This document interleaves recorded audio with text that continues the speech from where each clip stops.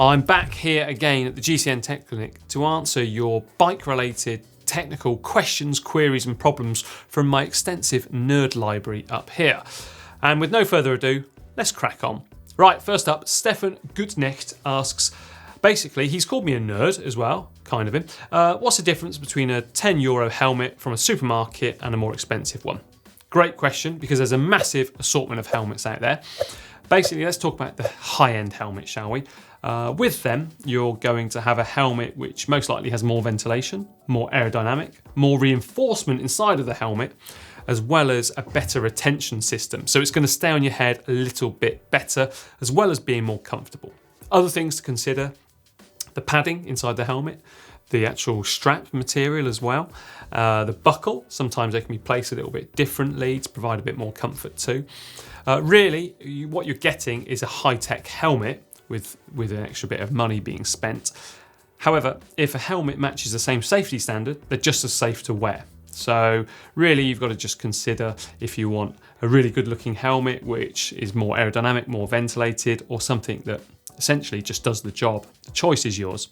Okay, Daniel Ellis is next up this week. He has a question. After a particularly wet, mucky road ride, bottles got covered in dirty road water, grit, salt, and basically he's woken up with cuts and sores in his mouth and wondered, is it due to the dirty bottle? Do I have any tricks or tips to help? And given that there's often diesel on the roads, is it even safe to drink from your bottles in that state? Now, that doesn't sound good to me, and after spending some time in Belgium racing in the summer, and there's a lot of rain on the roads, salt on the roads, grit on the roads, I also once found myself falling ill also. Now, as for is it safe to drink? Well, it doesn't sound like it is really, judging by what's happened to you. And how can we actually get around this? Well, there's one simple solution, and that's to get a water bottle that has basically a flip top over the nozzle, that way protecting it from all of that rubbish coming off the road. Elite are one company in particular who do make one. There are others out there I've seen, but maybe that's the solution. If you are racing, I appreciate sometimes it can be quite hectic when you actually want to take a drink, and flipping back a cap and then the nozzle might not be that straightforward, but if you're staying healthy, maybe that's the solution.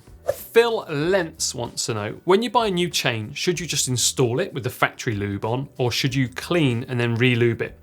Is the lube on the chain in the packaging good enough for riding? Right, so for those of you who don't know, when a chain does come packaged, it's got quite a sticky lubricant on there. It's kind of a mixture of grease and lube. And this question does come in quite often. Yes, leave it on there. All the chain manufacturers or the group set manufacturers recommend that. What I tend to do is leave it on there for as long as possible, or until the chain really does need a good old clean. When it does, clean it off thoroughly and then re-lube it. Now, what I would love is to be able to buy that sticky substance that they do actually have on the chains, because I think it's brilliant. It doesn't tend to attract much dirt. Whatever it is, I want it. Next up is a question from Iririn07, who wants to know, what gear combination should you store your bike in, and does it really matter? Now, this is quite an unusual question, and I think I've got a good answer for you. Many years ago, I worked for GT Bicycles, and there was a guy there who was a veteran of the industry. This guy was like the encyclopedia. And one day I rode my bike into work, left it there in the big ring and, 17 sprocket, something like that. He came along and changed gear for me and put it into the small ring and the small sprocket at the back. Something we avoid when we're actually riding ourselves. But the reason being, he told me, was to relax the springs in the derailleurs. Obviously, you want them to retain their tension as much as possible, and by leaving them in a stretched state means your gear shifts could be sloppy going forward. And from that day, I've always done it on my bike. So it's not going to do any harm. It's not going to take any time out of your day. Do that. Right, Rennie Vass has had a little bit of a tumble. What do I need to inspect after a 25 miles per hour crash? Carbon fibre frame, hydro brakes. Right, Rennie, first of all, sorry to hear about the crash, and I hope you're okay.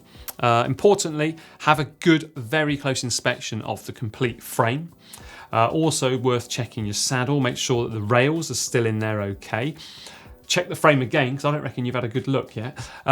Also, check the bars and stem, because sometimes if you've got carbon handlebars, for instance, they can crack or snap and you not actually be able to know about it because of the handlebar tape is holding it in place. So it's probably worth peeling back that bar tape and having a good old look. And hopefully your bike is good to go and live for another day. Daniel Vulter has a sticky situation. Carbon seat post stuck inside his aluminium frame, but the height is perfect for him as it is. Should they try and get it out, or should they just leave it in there?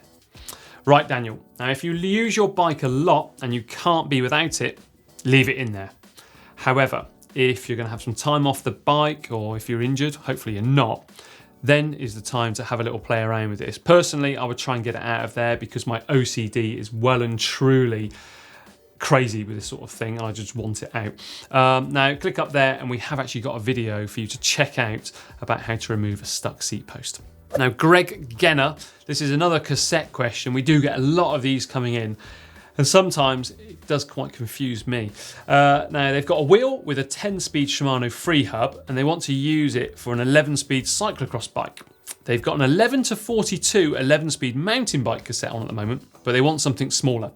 What is the smallest 11-speed cassette that will fit on a 10-speed hub? Wow. Okay, right, so let's just recap. Plenty of 10-speed hubs won't allow an 11-speed cassette to fit on them. However, there is an exception, and that is Shimano's HG800, and that's 11 to 34 ratio. So that will answer your prayers. You'll be able to get rid of that big 40-tooth cassette sprocket. Okay, next up is a question from Daniel Fua, who asks, they went out for a 180k ride and it was wet, and now their rear brake levers are really stiff and pulling it is rough. They've just had new cables. What could be the problem? The lever has grit in it, the cable has grit in it, or could it be because they've washed the bike too thoroughly and it stripped off all the lube and grease? That could be any of those, to be perfectly honest with you. What you could try is blasting out any of that grit from the actual cables by putting, say, something like WD-40 into the brake levers at the front and actually blasting it through and trying to get that out. And then, once it is out, hopefully that was the problem, turn the bike upside down. This is the only time I ever approve of working on a bike upside down. And then apply some chain lubricant into the end of the cable, so where it actually meets the brake caliper, and then let that work its way in. So let gravity do its job. That's why the bike's upside down here. And then hopefully you're going to get smooth braking again. Other than that, I don't know. Maybe it's new cables again, but it shouldn't be. Possibly don't use such harsh cleaning chemicals. Right, question now from Felix Lessard, who says, could you use sealant in a tubular tyre to avoid punctures? If sealant can fix punctures in tubeless tyres, why won't it work in tubular?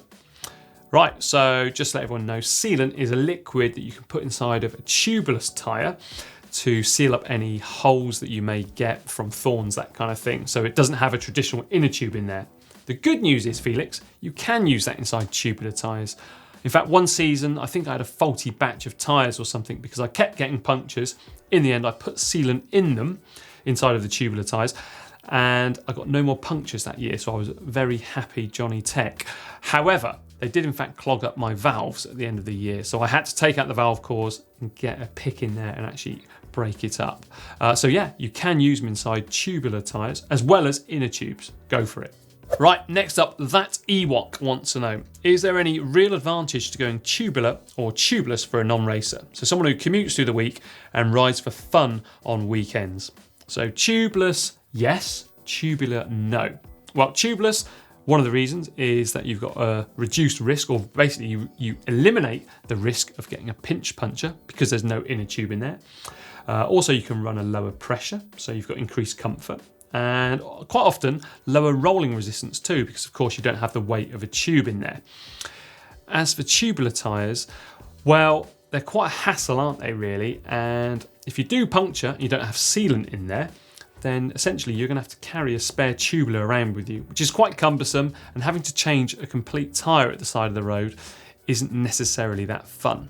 Don't get me wrong, sometimes in the summer here in the UK, on a very, very fine day, which is quite rare, I will roll along on my favourite wheels with a pair of tubular tyres. But for commuting, there is no way I would ever do that. The roads are just in too bad a state quite often to even contemplate it. Right, final question this week is from Aaron Slattery. I have a very important question for you. What kind of beans do you use in your espresso maker? They've been experimenting with many different beans and just can't find a great one. No idea personally. I actually use a Dolce Gusto machine. I can't be bothered with the effort of making a coffee like that. I know I'm probably going to be destroyed in the comments for saying that, but that's just me, sorry. Now, do remember as well to leave me your technical questions, queries, coffee questions, anything like that in the comment section down below, as well as leaving them on all forms of social media using the hashtag AskGCNTech. Remember as well to give it a big like, big thumbs up, share it with all your friends. If they've got problems with their bikes, they can leave me a question too. Also, check out the GCN shop at shop.globalcyclingnetwork.com. And for another great video, click just down here for the latest GCN Tech Show.